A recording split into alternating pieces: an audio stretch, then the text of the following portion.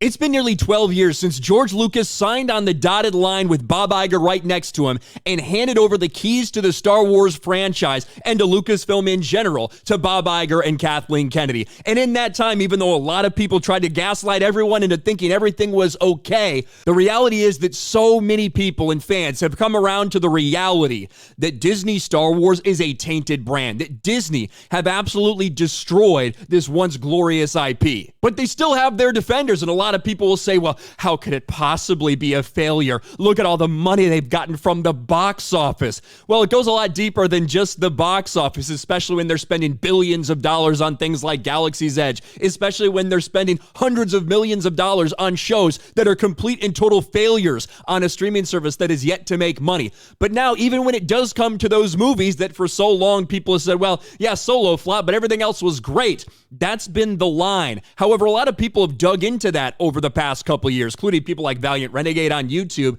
And now it's inescapable as Disney is going around and bragging about how much money they've made off the Star Wars franchise. A lot of people are getting very skeptical of that and starting to look into it. And now we have this report. Disney Star Wars movies have not recouped the cost of purchasing Lucasfilm at the box office. And that's an understatement because it's not even close. However, it is the headline over at Forbes. Disney Star Wars box office profits failed to cover the cost of buying Lucasfilm. Now, 10 years ago, if you make an investment of $4 billion, you expect a big return on your investment. And recently, Disney came out with this report that a lot of people don't seem to be able to make sense of that says, yeah, we've actually made 2.9 times the amount that we invested in Star Wars back from the brand. Now, we know there's a lot of different things that go into that, including licensing agreements, things like that. But if you just want to look at the hard numbers we have, it's actually a pretty sad reality, much sadder than some people would expect. Because when you look at the profits from all the Star Wars movies they've done, it actually comes out to about $1.2 billion in profits for this company that invested over $4 billion in it a decade ago. Returns of the Jedi, how Disney made a $1.2 billion profit from Star Wars movies. And when you look at the breakdown, here's the thing. These numbers don't even include marketing. If you include marketing in these numbers, this is just what it costs to fucking make these movies, not the extra $150 million to market them. If you were to factor those in, that would shrink the profits to almost nothing, if we're being honest. But look at this. Even Force Awakens made a $560 million profit. The reason that profit's so small and something made over $2 billion at the box office is because it costs so much to make. The Force Awakens cost over $500 million, over $500 million just in production costs, not marketing or anything like that. Now, they did get a little bit of a rebate from the UK tax credits. That's why the final number is only at $475. But there's the profit. Right. What about Rogue One? $281 million profit, not too shabby. Last Jedi, $346 million.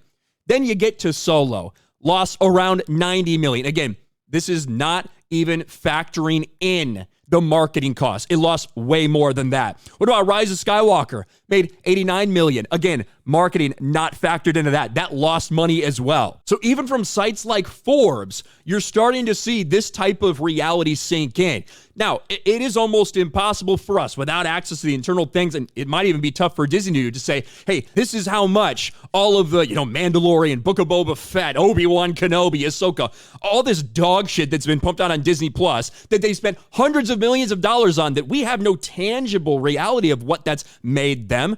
We know that Disney Plus has yet to make a profit. We know that these streaming series have done very poorly in terms of ratings, and it doesn't even factor in what we have, the $300 million loss they took just on the Galactic Star Cruiser Hotel. This doesn't even factor in the, $2-3 billion that they reportedly spent on Star Wars Galaxy's Edge. How much has that made them back from that? Now, you'd have to imagine there is a lot of money coming in from, licensing agreements for toys, games, whatever. There is that stuff out there. However, for Disney to make this claim of how profitable they've been when the evidence that we can actually look at seems to very much undercut that, it is laughable. When you invest $4 billion, you expect a big, big return on your investment. And as we've been saying for years and years and years, that just has not been the reality. Disney Star Wars has been a massive disappointment. By the way, Lucasfilm in general, We're not just talking Star Wars, are we? How much did Indiana Jones lose? Around $300 million. Didn't they spend $100 million on that Willow TV series